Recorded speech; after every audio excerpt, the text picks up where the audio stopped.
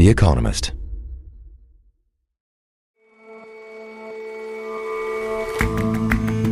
Hello and welcome to The Intelligence from The Economist. I'm Rosie Blore.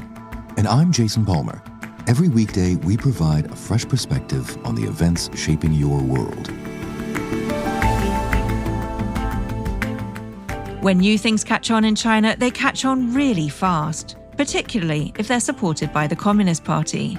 Our correspondent went to the icy city of Harbin to join a fast-growing tribe of Chinese skiers. And until the last of her very many days, Rose Jerome kept knitting, even teaching the craft until she was 105. Our Obituaries editor reflects on the last known Holocaust survivor and the life she stitched together.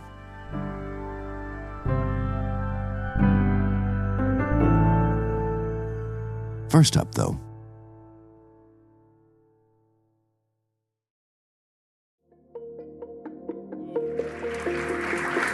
So Donald Trump thinks he can weaken us with his plan to divide and conquer. Something very sudden happened in Canadian political rhetoric in the last couple of months. It became very, very focused on American political rhetoric. The Americans want our resources, our water, our land, our country. Think about it. If they succeeded, they would destroy our way of life. And now the country has a new prime minister-elect after Justin Trudeau decided to step down. Yesterday, his Liberal Party held a leadership election, and Mark Carney won it by a landslide. And the rhetoric kept coming. We didn't ask for this fight, but Canadians are always ready when someone else drops the gloves. So the Americans, they should make no mistake, in trade as in hockey, Canada will win. Sounds like Mark Carney is not pucking around. But what action comes after all the words, well, we'll have to see. And he might not be in charge for long. A vote has to be held by October. He may well call one sooner. For now, though, his sweeping win is a poignant coda to the career of his predecessor. This is the entire Liberal establishment turning their backs on Justin Trudeau and his legacy. Rob Russo is our Canada correspondent. And Canadians turning towards the man that they believe can meet the Trump moment and resuscitate a moribund party, a party that was dead 6 weeks ago. And it is sort of a remarkable turnaround. But let's talk about Mark Carney himself. I must say I really remember him most of all, if at all, as a mild-mannered Bank of England governor. Tell us a bit more about him. And Jason, Mr. Carney was also the governor of the Bank of Canada. And there were a lot of Canadians who seemed to be attracted to the notion. In other words, they speed dated him and fell for his CV. Canadians didn't really know who he was. He achieved some profile during the 2008-09 Great Recession here in Canada, when he acted very, very quickly to lower interest rates, get credit going in the country. But he was a central banker. Everybody was pretty proud of him when he was recruited to become the first foreigner to ever lead the Bank of England. He guided the economy through the bumps of Brexit. But about 8 months ago, a pollster showed 1,983 Canadians pictures of Mark Carney, and 93% of them didn't know who this man was. So after not knowing who he was 8 months ago, there is a large swath of the electorate that's prepared to put the future of their country, their future prosperity, in the hands of Mark Carney. It is a stunning ascension in Canadian politics. And you say that that vote of confidence is in part a vote of confidence in the face of the challenge that Donald Trump presents. What has he said he'll do? How do you think he'll perform in that role? Look, if Donald Trump didn't exist, Mark Carney's candidacy for prime minister would probably not have been viable. The Conservatives were steamrolling the Liberal Party up until a few scant weeks ago. But Mr. Trump's threats, tariff threats, but more importantly, his threats to our sovereignty here in Canada, to the independence of Canada, turned things on their heads. And all of a sudden, Canadians were not worried so much about whether or not they could afford their first home, but whether or not they could hang on to their jobs. Enter Mark Carney. Welcome, sir. I welcome you to our land, America. We are soon to be... well, there was a border when I came, John. Canadians who barely knew this man, and when they did know him, they knew him as a sober central banker, turned up on the Jon Stewart show and was cracking wise with the arbiter of political cool in the United States and telling him that Canadians had no interest in becoming the inhabitants of Donald Trump's 51st state. Well, I mean, the bottom line is not going to happen. Because you don't want well, to be with... We're proud. We find you very attractive, but we're not moving in with you. It's not you, it's us. And all of a sudden, a guy who was a technocrat, a guy who was identified as a member of the World Economic Forum elite, a guy who might have been stiff-armed in an era of populism, all of a sudden, those qualities of technocratic expertise, of calm, of soberness, those qualities are qualities that a lot of Canadians are searching for in this time of real unease. He said that he would bring in dollar-for-dollar tariffs for every dollar in tariffs that Mr. Trump applies to Canada. He also said that he would be prepared to use our energy exports if needed in order to make sure that Mr. Trump got the message that Canadians were serious. Put them on notice on the broader aspects of our commercial relationship. We are their largest supplier of energy. We are their largest supplier of electricity. We are their largest supplier of uranium. And that will begin to create the leverage. He is not afraid of using the significant leverage of Canadian oil. When he talks about energy, he's talking about the 60% of crude that the United States depends on from Canada. And the other big question here is not just what Mr. Carney will do in the near term, but how he might fare in the long term. There is an election coming. Yeah, that election could come within days. For the first time in a year and a half, the Liberals are within striking distance of the Conservatives. Some surveys actually put them neck and neck with the Conservatives. So I would expect him to try to paint Pierre Poilievre, the leader of the Conservative Party, as a kind of Trump-light, if not a Trump acolyte. There have been ads that Liberals have begun already running wall-to-wall during hockey games, which are quite popular at this time of year. Everything is broken. Everything is broken. Fake news. Fake news. The left-wing censorship regime. Their woke censorship ideology. Defeating the radical left. Radical, leftist, authoritarian. Mr. Poilievre has not carried water necessarily for Mr. Trump, but Mr. Poilievre had effectively drawn bonds between the Conservative Party and younger voters, for instance, unparalleled, unheard of in Canadian history. A lot of younger voters who were having trouble buying their first home, who were having trouble keeping up with inflation. But all of a sudden, Mr. Trump has put their very jobs in jeopardy. And so this upending of the political reality in Canada has meant that Mr. Poilievre's campaign slogan before Mr. Trump came along, which was "Canada is broken," strikes a discord now with a lot of Canadians. They want to protect Canada. They want to defend Canada.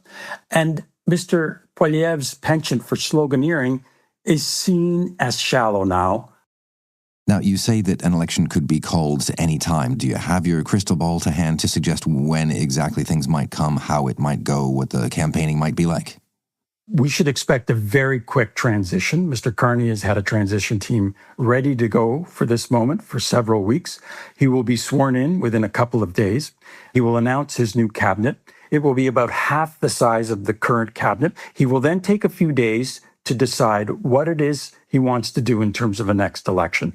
No one would be surprised if in the next 10 days to 2 weeks, he dissolves the House and goes straight into a new election with a new cabinet team, with some outsiders, people who are not necessarily known as Liberals, in an attempt to try and form a national unity government. So that would mean that there would probably be some new Democrats on his team and maybe some Conservatives as well. So you should circle a couple of dates on the calendar. April 28th is one date and May 5th is another. Those look like now the two likeliest dates for an early election.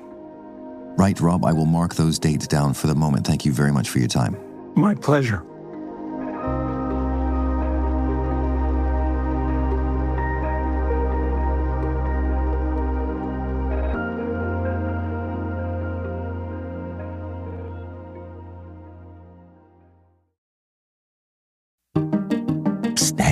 Remember this conspiratorial whisper? It's when I have a deal to tell you about. Our sister operation, Economist Education, runs a course on writing and storytelling for business, written by editors and journalists at The Economist. You, dear listener, can get 15% off the course by going to economist.com/writing course and using the code INTELLIGENCE.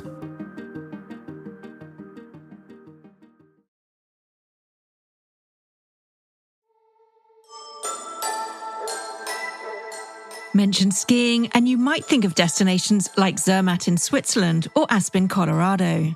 But the Chinese government is campaigning to put another city on the map, Harbin in the country's north. And in China, where even strapping long planks to your feet is a political act, the efforts to turn that frozen city into the next winter wonderland are part of a much grander scheme. So Harbin is one of China's coldest cities. It's near the border with Russia. The temperatures often fall to below 20 degrees. But in recent years, it's become one of China's hottest destinations. Sarah Wu writes about China. It's such a fun place to be in the winter because you're seeing all of these Southerners who have never seen snow in their lives, experiencing the joys of snow. Locals have given the Southerners the nickname of little potatoes, 小土豆, because Southerners typically are shorter than those in the north.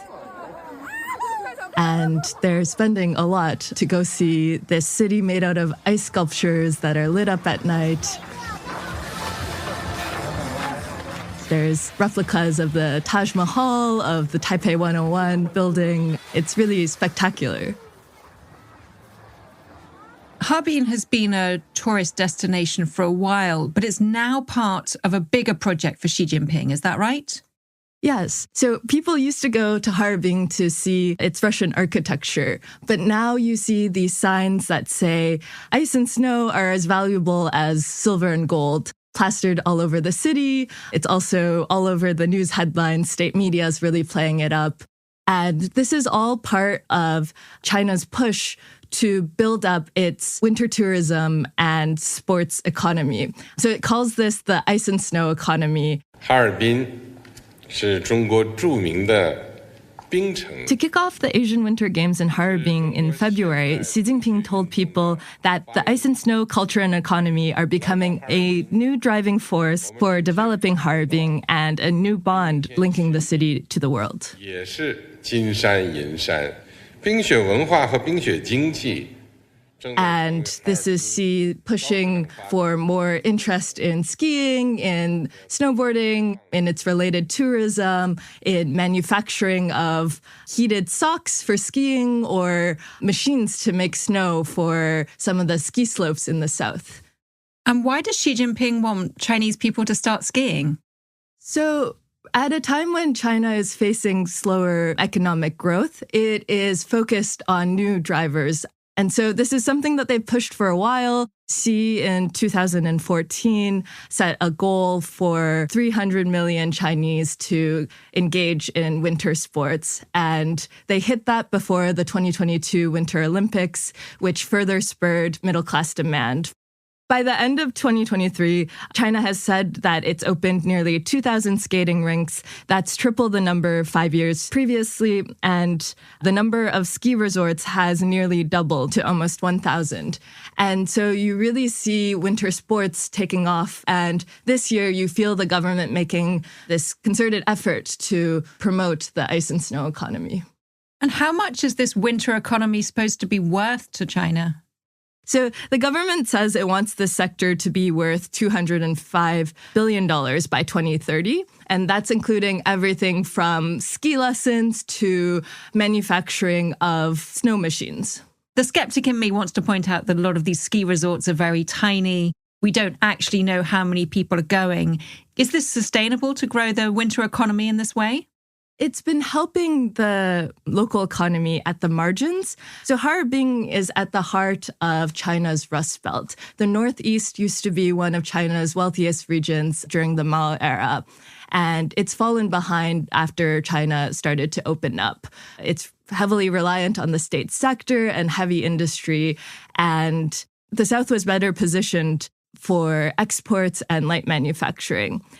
And so we see this push helping the Northeast, which is very cold and snowy. We see it helping at the margins. I was at a small ski slope on the outskirts of Daqing, which is a oil city just west of Harbin. And there we spoke to ski instructors who told us their salary was about 7,500 yuan a month, and that's about double the local salary.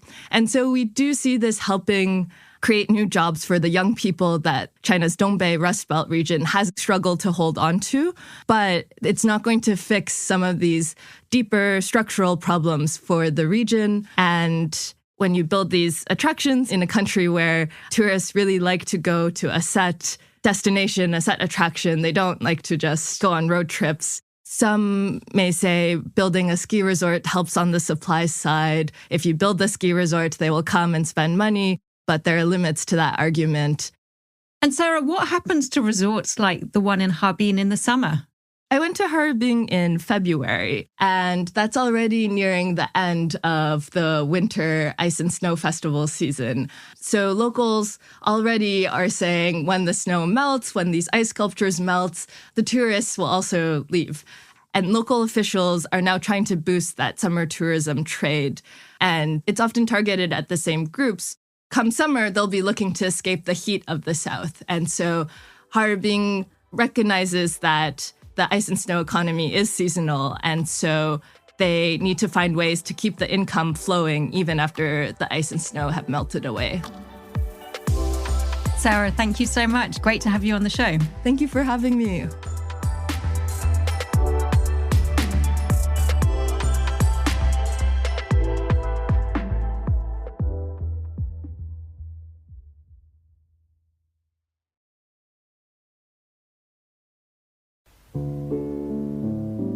Knitting has always divided opinions. Anne Rowe is The Economist's obituaries editor. You either hate it because you've struggled trying to get the needles to cooperate and trying to rescue stitches you've dropped, being left in the end with some awful, shapeless, tight bit of material when you weren't sure exactly what you were trying to create. Or else it's a wonderful symbol of slow living, it's calming, it means you can stand in queues or wait in airports and actually not be idling and wasting your time. You're doing something that pleases you and is all the time making progress. And Rose Jerome was definitely in that latter camp. She adored knitting. The moment an aunt in Hamburg put knitting needles into her hands, she wanted to do only that, really. And she went on doing it until she was 102, went on doing it a little bit until she was even 113, because on her birthday, when she was 110, she got a wonderful set of new knitting needles and a ball of red wool. At the age of 90, she was still crawling about on the floor of her store in Forest Hills, putting pieces of damp material, knitted material together to make a dress or a jumper. She was really indefatigable when it came to that. She couldn't, in fact, imagine what life would be like without knitting. But her life had certainly had plenty of disruption in it, and it began in Germany. She endured Kristallnacht in 1938, then when everything that was Jewish in Breslau was either smashed or burned. She herself was Jewish. The Jews were all rounded up. Her husband, Julius, was arrested by Nazi troops and taken to Buchenwald concentration camp. And she would have gone too, except that she was then heavily pregnant. The troops decided not to arrest her, and she managed to escape to home. Then, by a very good piece of luck, relatives of theirs managed to get hold of exit visas for China, where Shanghai was almost the only port left that was taking in Jewish refugees.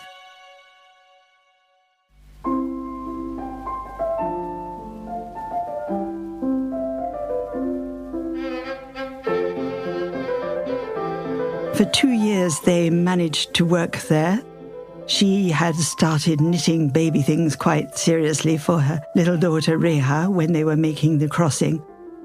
And her work was noticed by people. She was taken on as a knitter and as a maker of clothes, and found Chinese women who could help her. So she built up quite a little business. Julius himself tried to do this and that, started a taxi service, and then he would go hunting and bring home quail and pheasant. But he really couldn't manage to make much of a living. So knitting was in fact sustaining them and ensuring their survival.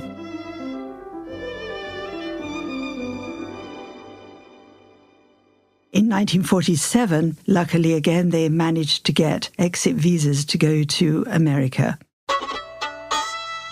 And off they went.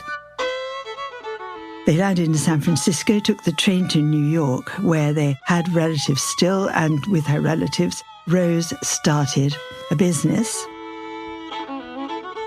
It went pretty well, but Julius was still no help. He couldn't seem to settle in America, so she divorced him and had quite a hard time going from furnished rooms to furnished rooms with her daughter, trying to settle. And with luck, she met a man from the Adirondacks who ran a big resort there. And he was impressed with her productions and decided he would give her a knitwear stall in the lobby of his hotel. And there she flourished.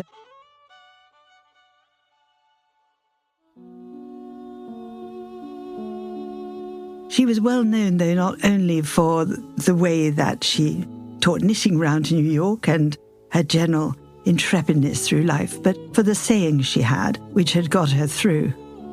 One was, "There's nothing so bad that something good can't come of it." Another was, "Don't worry about small foolishnesses." She, for example, hadn't been able to choose the name of her daughter, Reha, because Hitler had drawn up a list of the only names that children could have. But she got to like it, and she didn't fret about it. Her most frequent phrase was, "Aren't we lucky? Weren't they lucky to have survived the war, to have got to Shanghai, to have avoided the concentration camps?" And she had had a very successful business. But what was the secret of living to 113?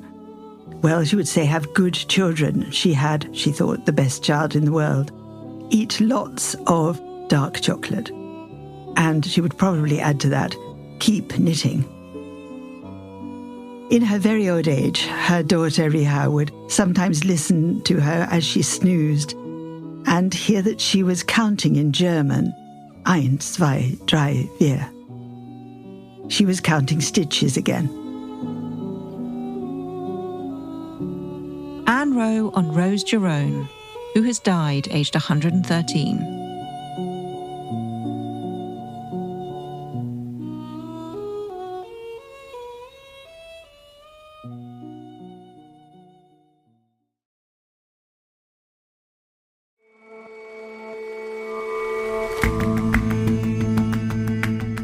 That's all for this episode of The Intelligence. We'll see you back here tomorrow.